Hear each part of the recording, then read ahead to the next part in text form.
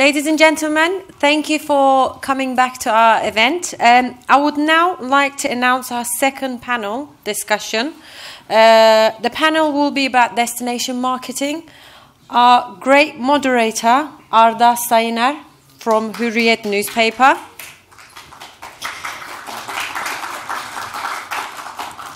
And our speakers will be Paul Riches from Corendon Airlines, Ahmet Güler from Gulet Escape, and also Nihal Terzi from the health store. Welcome. Thank you, Neslihan. Thank you, everybody. Hello once again. Welcome to Imagine Türkiye. I'm very excited to be here as a journalist and communication expert. I was living in London years and years ago and doing my internship at BBC World Service and keep coming to British Museum for different occasions, you know, for interviews and etc.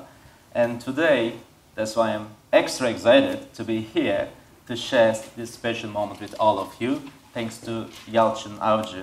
Maybe we can give a big hand to him for organizing such an event at this iconic location in the middle of London. So today we're going to talk about the destination marketing. I would like to start with Paul, with you. So my first question is directly regarding the marketing destination itself. So how did you manage, first of all, what is destination marketing for you? Then how did you manage continue working on your marketing efforts during the pandemic? I think, well, for us, we have a range of destinations that Corendon Airlines fly to globally. In terms of destination marketing, we will work with the destination itself. We'll work with the tourist board. If we take Turkey, we'll work with the Turkish tourist board, either locally or in the destination, work with hotels groups, and then we will publicise, you know, wherever we fly to. So if I take the example of, you know, we're very big from Germany as a source market, so we would have continued to promote Turkey, Antalya, Dalaman and everything that it has to offer to the local customers. So that'd be direct customers, the local trade. You know, we're well established in Germany. The UK is new for us. This is really the first year. So to talk about destination marketing from the UK, we've only really been at it for the last 6 months. What we've done during the pandemic is really to continue with the areas that we could fly to and from. So we were continuing to promote Turkey from the German market. As you know, Turkey was on the red list from the UK. So unfortunately, we couldn't, you know, we've been trying to operate from the UK for the last 3 years. So in 2020, 2021, we were unable to really fly because, you know, people couldn't go there or could go very limited from a leisure point of view. But we will continue to offer market the destination. We're doing that now in the UK to places like Antalya, Dalaman, and working very much with the local, as I say, the tourist offices and the local destinations to market the products. So how were you able to keep the communication and connection with your clients, with your future passengers during the pandemics? I think during the pandemic, we as you say, the UK was very limited, but we would continue. We did have a presence. We built some relationships with the trade. So what was key to us was, in terms of marketing, it was really to establish relationships with people that were able to, or we knew were able to sell Turkey, were able to work with us, certainly for now or in the future. During the pandemic, it was limited, as I say. We would continue to communicate directly to customers through meta channels. You know, we were making sure that our flights were always available should someone search to go to one of the key destinations. So we'd always be on the channels, and obviously, like everybody else, we were limited in funds. We were having to keep a tight ship. You know, there was limited funds, so it was limited to what we could do. So we would rely on the free channels, the meta searches, to be out there in front of customers, and where we could, where we felt there was obviously a starting to people come back to travel, we would market, you know, direct to customers, either, like I say, through the channels or via trade relationships and trade partnerships. Yeah, as a new destination, especially, I'm sure all these topics are quite important to implement. Yeah, absolutely. I think, you know, again, you know, it's difficult for me to talk about the pandemic in the UK because it was kind of shut, Turkey, unfortunately. And we were just building, you know, we're now building relationships where we are, you know, we're marketing to our agent partners. We work with most of the OTAs, we work with some tour operators. We work with most of the major people now in the UK to sell holidays. And I think Paul from EasyJet said earlier on, what people are looking for now, post-pandemic, if you like, is something where their holidays are protected. And as an airline, we operate the flights. We don't necessarily operate the tours and we don't operate the hotels. But we will make sure that our flights are sold by a platform that will offer atoll protection, will offer refunds, will offer changes without charge. So I agree with what was said earlier, been said by people. It's very, very important going forward that people know their monies are protected, they know their money's safe, they know they're safe. And the destination marketing we're doing at the moment is all about the airline, the frequency, the price points, what we believe is slightly different that we offer to others. We're a leisure carrier, so we're trying to not necessarily offer a full schedule sort of service, but maybe 1 or 2 steps away from some of the real low budget carriers, and that's where we're positioning ourselves with the destination, because people just buy an airline, they're buying a holiday. So I think we're very much conscious that we are connecting and we're working with people that are selling holidays to customers in the UK. Yeah, you made such an important statement. You said they don't buy actually a plane ticket, they literally buy an experience by saying holiday, right? Yeah, absolutely. So thank you very much, Paul. So I'm a quite big witness of your success as a journalist and as a passenger as well. So thank you very much. Thank you. So how about you, Ahmet? You're the director of Gulet Escapes. So how do you define marketing destination? Well, obviously Paul had a lot to say because they're a large airline company. There are multiple legs that they have to work on. There are multiple dynamics, multiple factors that they have to factor in their marketing strategy. Whereas I come from a different angle. It's a small niche company. Well, I don't know, some of you might know what a Gulet is, but some of you might not. It's a type of wooden yacht, specific to Turkey, quintessential to Turkey. There are lots of them in Turkey. There are some in Greece, Croatia, and Spain and Italy as well. So, yes, as a small company, obviously our marketing strategies are different. As a destination, Turkey is our main destination, and then we obviously have to be innovative in how we promote Turkey, particularly the areas that we operate in, places like Bodrum, Marmaris, Göcek, Antalya, Fethiye. So these are our main destinations. Well, in the past, things were easy before COVID. We had you had general sort of marketing methods out there that you applied into your business. But with COVID, obviously, things changed dramatically. So you had to adjust marketing strategies, and safety have become the number one priority for any company out there, I think. So when we were marketing our destination, marketing our products, we had to focus on things like that we didn't even talk about before, whether people you work with wear masks, whether they're vaccinated, whether it's a safe way to travel, all those questions were coming in their hundreds, and then you have to be equipped to answer all these questions and then build a strategy on how you market your products, your destinations, in a way that they adjust these newly changing behaviours of customers. So yeah, we had to obviously focus on that. Social media is a big thing for our company. It is big for anyone, but for small sort of niche, specialised companies like us, this is a way for us to shout out what we sell and what we do and where we go and how we offer our services. So social media was a platform that we used extensively in the last couple of years to pass on our message on how we do, how we provide our services and what Turkey is like as a destination at a time like COVID, especially being a non-EU country. People have their doubts, people have their suspicions about Turkey. When they're in the EU, they have these rules that apply to all EU countries, so they have a bit of a sense of reassurance when someone from the UK fly to, I don't know, say Germany or Spain or Italy, whereas we have to go the extra mile and provide those reassurances that, Turkey have many programs like the one introduced, safe tourism certificates, etc. We had to obviously introduce that to people who had no idea about it, here in the UK. And our government basically did an excellent job in terms of that, definitely. 100%, yes. So that was one of the challenges that we had to deal with in the last couple of years. But like I said, social media, and also we had to be innovative. So we organised some fam trips for our agents, for bloggers and influencers and the social media to come and see the product that we offer, which is yachting in Turkey. It's big. I mean, most people don't know much about it. Most people don't, when they think about Turkey, it's all about 5-star hotels, all inclusive, but Turkey has much more to offer than that. And yachting is one of them. Turkey is a big player in the yachting market in the world, in terms of not just for the holidays, but also in terms of yacht productions, yacht building. They're very big boat yards in Turkey, in Istanbul, in Bodrum, in many other cities. So it was a way for us.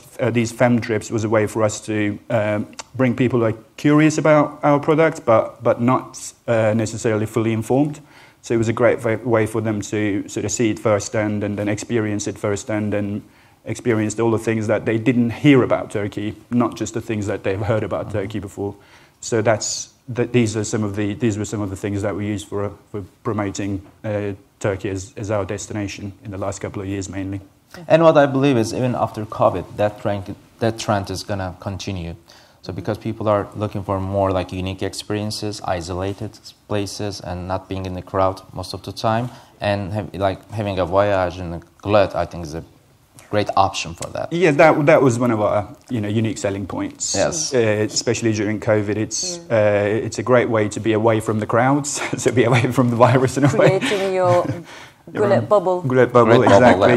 Yeah, and a unique demand, right? Yeah. It is, yeah. I mean, don't get me wrong. It's not a cheap thing to do. It is, it appeals to a certain clientele that has the money to do that kind of holiday.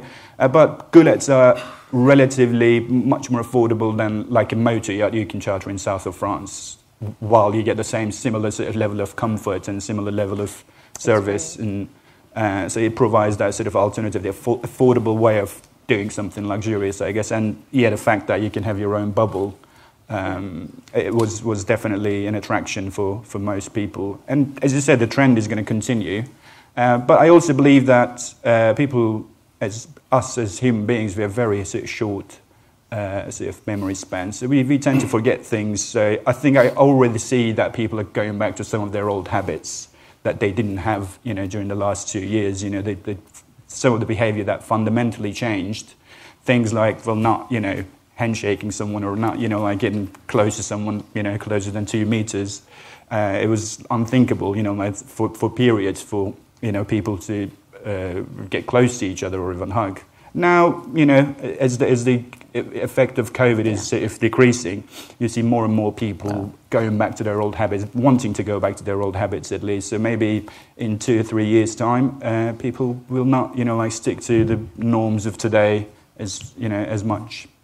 So that's how I see how it's going to progress in the next couple of years. You said something about the memories. I think it's a very important key word. Especially during the pandemics, we understood the value of the memories that we created during our holidays. So what you do is actually you create unique memories in such a special, the Gulet. So I think that trend is definitely going to continue. So thank you, Ahmet. No problem. So Nihal, you are the founder of the Health Store Turkey, and you're doing such a sensitive job actually in terms of tourism. So you bring thousands of patients to Turkey every single year. So how about you? What is the definition of destination marketing for you?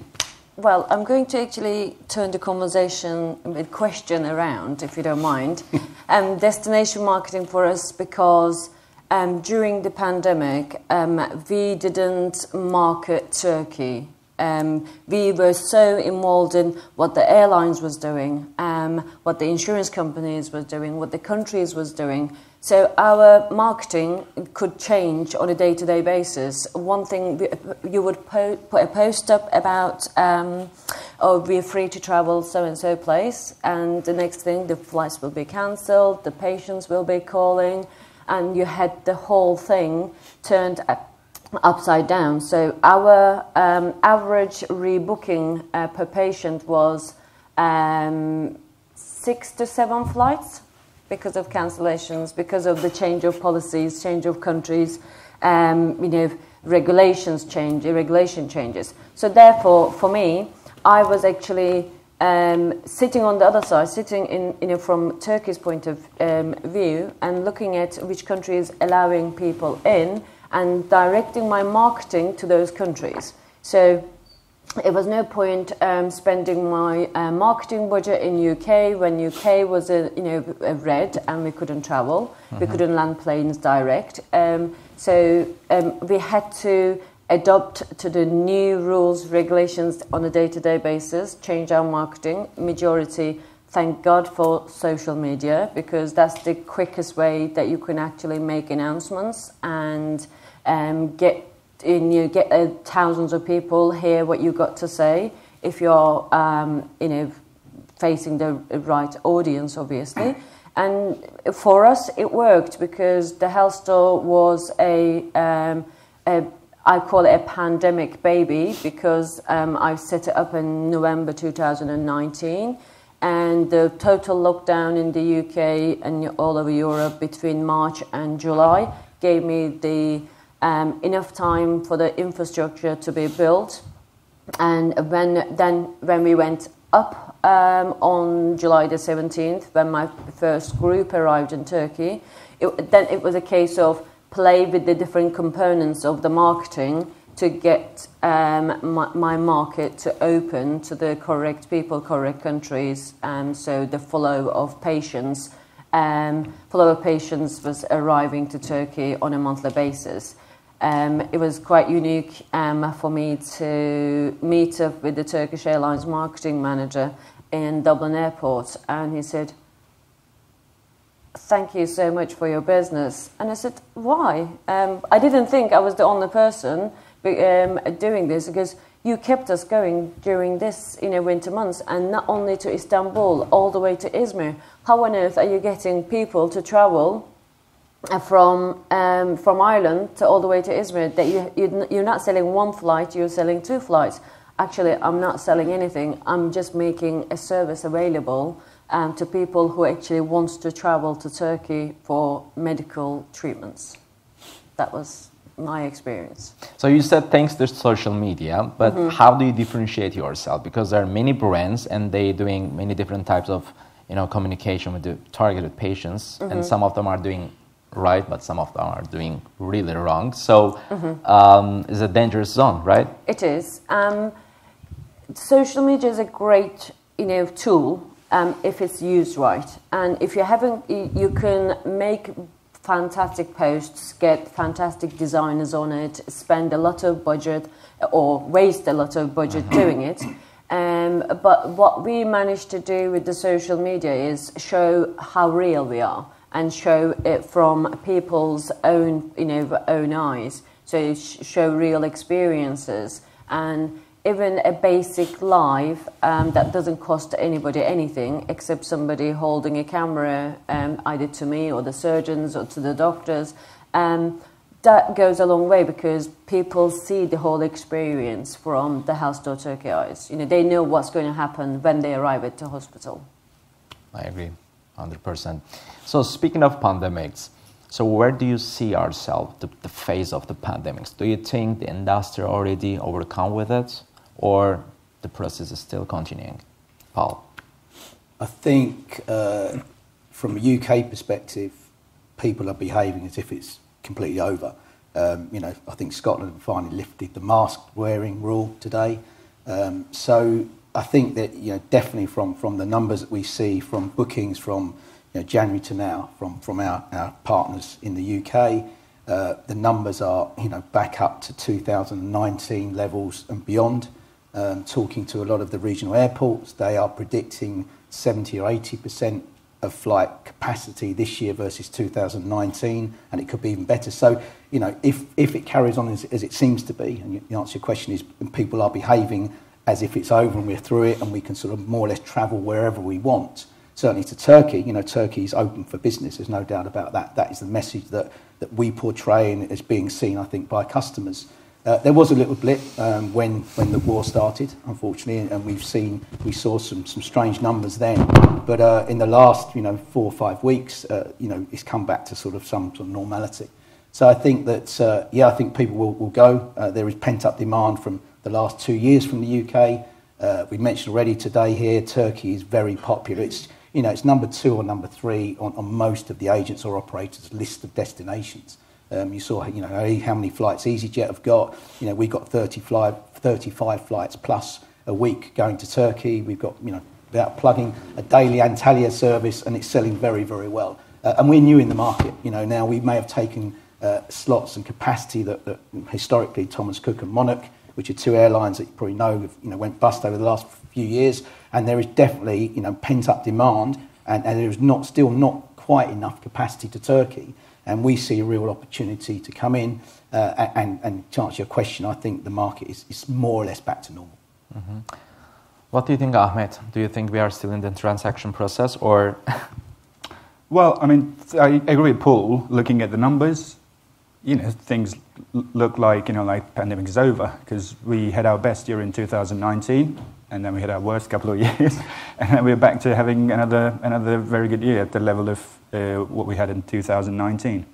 So regionally, we, like I said, we're a small company, so our destinations are limited to Turkey being the sort of main destination. So from that point of view, and from where we are in the UK, what we see is on the sort of dying down at the moment, the effects of the pandemic.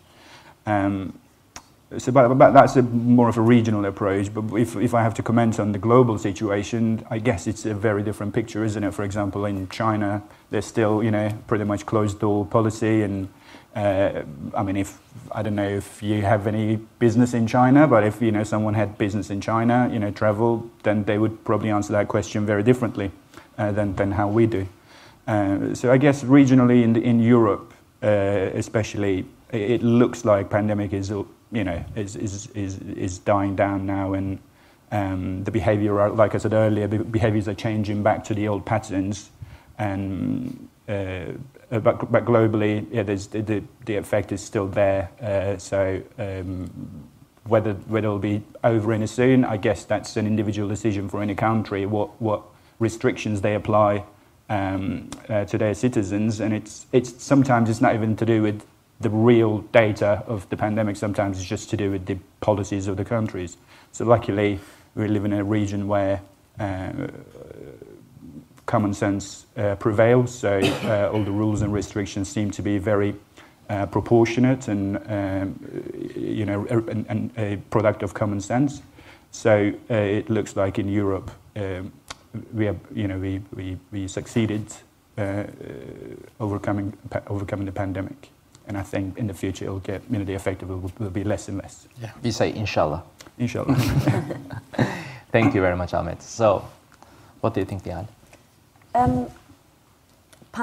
Because we didn't shut down during the pandemic, except that March to July, we had people who was traveling, who was in need of medical treatment, who was traveling anyway, regardless of the global pandemic, because the medical treatments wasn't exempt. So people who traveled for medical reasons, so we didn't suffer as much as every other industry has suffered. But now we have the pent-up business from the people who was cautious, who didn't want to travel especially for elective surgeries.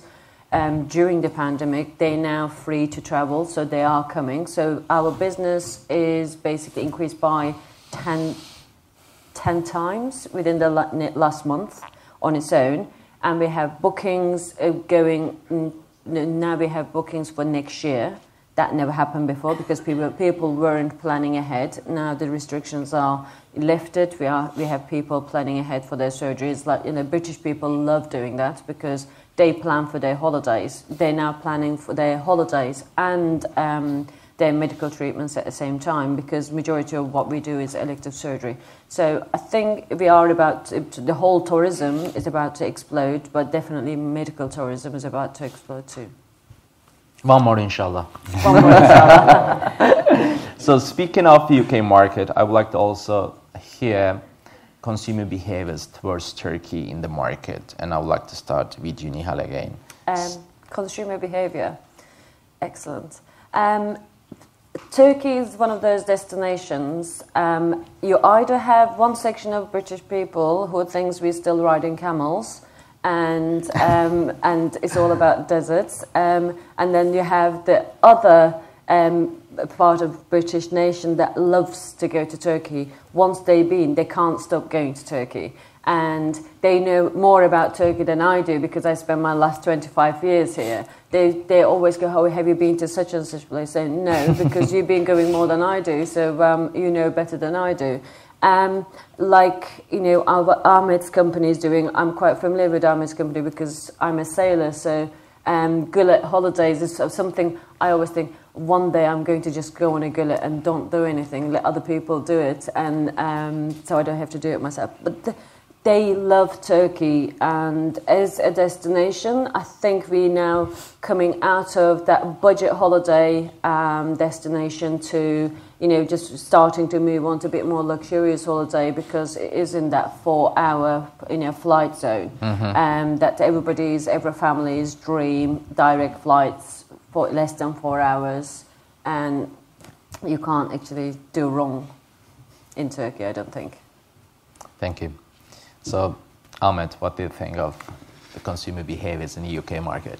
How would you define? Well, we touched on that little bit. You know, pre-pandemic, it was easy to predict the consumer behavior. There were general rules that apply to predicting, you know, how the consumers behave in certain situations. But pandemic made everything, you know, unpredictable. Well, it is changing. So let's assume that things will change, and then so we're talking about the consumer behaviour. I don't know, this year and in the coming years. I agree with Nihal to a certain extent about the perception of Turkey being different in different sections of the British society. But more and more people, I think, it's to do with the spread of the, you know, with the internet revolution. Basically, everyone knows about now that we don't really ride camels in Turkey. But there are still stereotypes. There are still. Yeah. I have lots of English friends. Sometimes I cook for them, or sometimes I take them to Turkish restaurants, and they're like, "Oh, it is this Turkish food." Like we didn't know that it was. You know, we thought it was only about kebabs. It's not just about kebabs. It's a very rich cuisine. You know, there are similar things like that. That you know, we have to, as Turkey, we have to promote instead of being lost in cliches of, you know, just the Turkish delights and just the kebabs and, you know, the fairs and, you know, like those kind of symbols. I think, again, agreeing with Nihal, we have to show the other side of Turkey as well. As, you know, there's nothing wrong with being an affordable holiday destination because Turkey is very good at, you know, providing that 5-star hotel, all-inclusive hotel service. It's always selected as one of the best destinations in the world when it comes to that. But we should also promote the other side, like what I do. Yachting is, you know, requires massive investment in terms of promoting it because it's a high value industry. One, you know, luxury yacht can make as much money as you know, in a week, as much money as a, you know, boutique hotel makes in a month. And people who come to those yachts, they spend a lot of money as well, so they're high spenders. I mean, that's just one thing, but you know, there are lots of other things that Turkey can promote to sort of get rid of that label of, you know, like cheap, affordable travel destination, and the consumer of consumer behavior here would change. It's up to us to change that consumer behavior by, you know, how we promote Turkey. So that's what I think about it. So what is the number one expectation of a British tourist, you think? Number one expectation of a British tourist? Well, I find British tourists very easy to deal with because they know what to expect. They're well-travelled compared to some of our other clients from different countries. So an average British person probably travels, you know, at least 5-6 times outside the UK in their lifetime. So they know what to expect. They know what they're going to face when they go to a certain country or a certain region. So it's easy to manage their expectations. But you do get some odd, you know, requests every now and again. Just to give you an example, we had a client on one of our yachts, and a very rich businessman from Scotland. He wanted to have a clay pigeon shooting sort of set up on the boat. Oh my God. Well, we found it, but eventually it just came down to the regulations. Apparently, it wasn't allowed to do it in that region, so we couldn't provide it. But well, we found it at the end. Thank so God. you do get sort of the odd request here and there. So consumer behaviour from that point of view is unpredictable. But generally, I think the UK market knows what Turkey is like. What we just have to show them there's a slightly upmarket side of Turkey as well. And I think now it's all about, again, experience. They're looking more It is. to have different experiences. And also being able to provide what you market. If your marketing is correct and if your marketing is accurate and it's been described to the consumer exactly what and how and when they're going to get the product, there is no room for unknown. So they know what they're getting when they're there. If there is no surprises, you're good. Yeah. I agree. So, Paul, what do you think? Well, I think if a lot of people travelled here from overseas or from Turkey and they came into the British Museum and they saw some sunshine in April, but that's very unusual because you can be here in August and it'll be pouring with rain. So I think you've got to understand we're an island of very, very changeable weather. Those of you who lived here know what I'm talking about. So I think that the first point of people going away is to grab some sunshine, without a doubt. You know, they want to go travel on a plane 3 or 4 hours and grab some sunshine. First point. Second is value for money, and Turkey has offered value for money for a long time and probably as good as any other destination at the moment.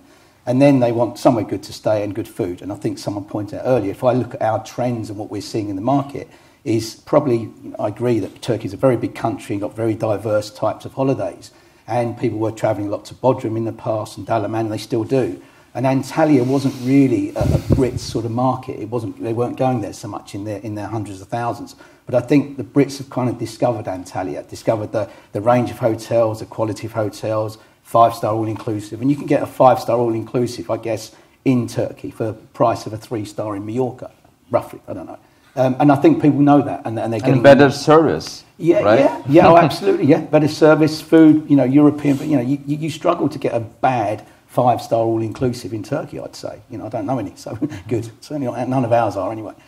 So I think you know the Brits and the UK and market understand that, and they've been going for a number of years, and they're discovering different areas, and it's such a big country that people will go back time and time again, as I think they've already said. So that's what we're seeing. And you know, and we're probably a slightly different market to the guys here. Is that you know we want to take as many people as we can. We're in the kind of the mass market world against the other big airlines, but we can find hopefully the routes and the capacity and the time scales and timing. That the others can't, and you know hopefully people will buy our flights to travel to Turkey. You know. We found Corendon definitely like a godsend because obviously our German patients are using the airlines and they don't have any problems. And when we actually heard they're now operating from UK, it's like fantastic. Now there is more opportunity, more flights means more patients, obviously more. We definitely need airlines, and definitely a fresh breath air for Corendon coming to the UK market, because for years we struggled to find people wanting to go to Turkey, but there are no flights. There is no flights. If there's no flights, can't it's carry not them happening. on camels. Exactly. And also destinations. Turkey has different things to offer in different areas. So the Antalyas and Dalamans and Bodrums are well serviced, and there is also other destinations in Turkey appeals to different markets in UK. Istanbul itself, the Cappadocia itself. Yeah, exactly, the Cappadocia. If there is a flight to Cappadocia, I can assure you it will be full. Or if there's a flight to Izmir just for Ephesus and you know the health tourism, the flights will be full. The amount of, obviously, the people that we're seeing now coming into Izmir, unless you're in the industry, you don't see it for medical tourism, but they all need direct flights to all destinations. Paul, we all need direct flights. Yeah, I'll take a note. Yeah. So how about the feature of destination marketing? There are many terms such as metaverse, blockchain, hotel management in the hotel industry, and there are like many other digital terms. So how do you cope up with all these digital trends, and how do you implement some of them into your brand? Sir. I had to look at a lot of these words up. And even then you don't get a definite description other than it being the future, and there's a future currency and there's a future way of thinking. I think that, you know, it's a lot of the kind of the AI and the future sort of technology is being taken on by hotels, certainly. I can see even robotics, right? Exactly, yeah. Robots, sort of concierges, the lot. So I can see that, you know, there's less and less human interaction, but people still want that as well. You know, whether there'll always be cabin crew. I guess there will be. Who knows? But I think that you know, like any business, everyone has to adapt their business, adopt, and look at, you know, efficiencies, look at, you know, where it can save money and where it can just make a better customer experience, because that's what we're really trying to do, aren't we? Making sure that the customer has a seamless journey through the airport. You know, I can't believe we still take all our bags and stuff off to go through the airport. What's that about? You know, if you're telling me there's technology that can, you know, a robot can check you in, then anyway, that's type of thing. So I think that we have to make it more seamless, and I think as a company we have to look at ways that we can become more efficient and just be more customer friendly. What that means, I'm not sure. Whether we're taking crypto next year as a currency to pay for a flight, possibly. I just think that, you know, probably being led a lot by sort of the hotels. I see, you know, fingerprint check-in and that sort of thing, and where you have a seamless experience. But I can see that really airports getting hold of that, and airlines, you know, in conjunction to make that part of the journey. It's stressful, you know. Everyone talking to airports the last few weeks, people going back to suddenly travel, and Gatwick South opening up, and people have just forgotten how to travel. You know, there's just the reason why a lot of these delays were is people didn't take their liquids literally out of their bag and put them in. But why should they have to do that? It's mad. So I think, yeah, I don't know what the future, you know, will look like, other than there will be more and more technology and more seamless, and hopefully a better customer experience. Do you really believe that people want like less human touch and more technology, or they want to interact with human more?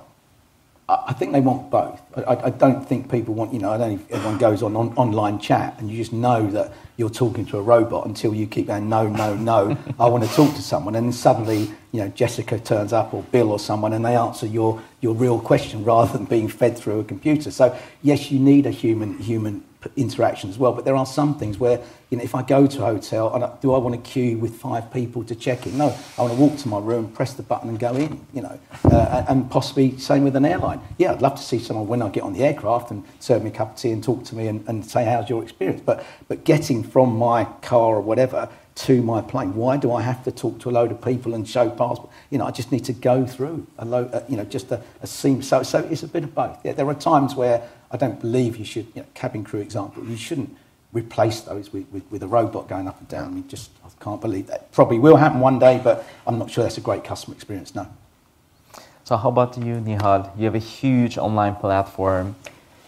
I'm one of those people, unless I'm doing something in every platform, I'm not happy. And I also recognise that, you know, the type of people I'm serving, I know which platforms they engage more in than the others. You know, when somebody said people are buying, you know, plastic surgeries based on TikTok videos, I'm like, really? And that's it. And the dangers comes with it. Obviously, it adds on to the problems, but people are doing it. People's behaviour is different. So you have to exist in every platform, and you have to do what's right for you and your business. For me, is to be there, and that's all of social media platforms, a good website, but along with the website, we have what we call a knowledge base. So you can come and ask any question, medical question. We have a platform of actual people answering questions, actual medical people answering questions. And then, obviously, you have to keep up with the trend, right? You know, I'm buying hospitals in Metaverse. So, you know, who knows what's going to happen in 10 years. I might be able to sell them. So maybe you will even accept cryptocurrencies. Yeah. Why not? Oh, that's on the way. We're going to have our own currency. Have you ever encountered anyone like offering cryptocurrency? Not for medical, but we are going to have our own next year. It's one of the projects we're working on. Excellent. So how about you, Ahmet? What do you think? Right. I mean, you talked about cryptocurrencies, that we're seriously considering accepting cryptocurrencies. I think it's going to happen in the near future. There are already a few yacht owners that have started accepting cryptocurrency as a way of payment. Travel is global, so you have lots of currencies, from euros to dollars to pounds, and you pay huge amounts to transfer companies, banks, to move, a big lump of money from one country to another to pay for a service. And I think cryptocurrencies will find a solution for that, sort of cumbersome transaction, I guess. So that's definitely something that we're seriously considering. Other than that, in our line of business, again, in our industry, the focus is more on the environmental challenges and the technology that sort of tackles these kind of challenges. And sustainability, I believe. Sustainability, yeah, definitely. So there's so many yachts that are shifting to solar panels in there, because you need power to power a boat from point A to point B. And at the moment, we use an engine which burns fossil fuels, and there's a move away from fossil fuels in any industry, and more so in our industry. And solar panel panels is one of the things that they're using on yachts, which wasn't a thing, a decade ago. But now you see more and more yachts with solar panels on top of them, and well, you're in constant sunshine, and for 6 months of the year, you're out in the open. So I think it's a no-brainer not to use them, to be honest. So that's one of the technologies that's being implemented in our industry. And I was talking to my wife yesterday about the metaverse. I couldn't really get my head around how that can be used implemented in travel. And then she said, well, you can have travel agents. You can have that travel agent's experience on metaverse instead of like on a face-to-face thing, instead of like in a sort of less human chatting function. You can have that on a metaverse. I don't really know exactly how it works, but like she explained it quite well to me, so I'm sure it's sort of some people can imagine how that might work. And going back to Paul's point about the airport, I think that's one area that definitely needs some sort of robotics, some sort of technology to be implemented, so that if a 4-hour flight shouldn't take 10 hours, like from the moment you leave your home to the point that you leave your destination.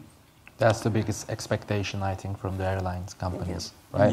Yeah, to have shorter flights. Exactly, yeah, and that would be very efficient, I think, in for the airlines and for people. Time is very valuable for everyone. So if you're cutting down that time by half, will mean a huge deal for everybody. And you mentioned about the human touch. I fully agree that human touch definitely should be there, especially like in what we do. It completely relies on human touch. It's not one of those businesses where you can automate that easily because there's so many interactions in arranging of the kind of holidays that we provide. But something like someone checking your bags in an airport, I don't think you need human touch there because you hardly ever talk to those people anyway, and you would probably describe that kind of job as a robotic job anyway. So why not let a robot do it instead of a human? So that would, if it can fast track the time spent in an airport, then it would be a great thing. But so there's so many areas where you can implement the new technologies in travel business, and I think travel companies are very innovative, and they're definitely pioneers in using some of these technologies. So I'm sure we'll see more and more changes in the coming years. All right. So thank you very much, all of you, for your great contribution. Thank you.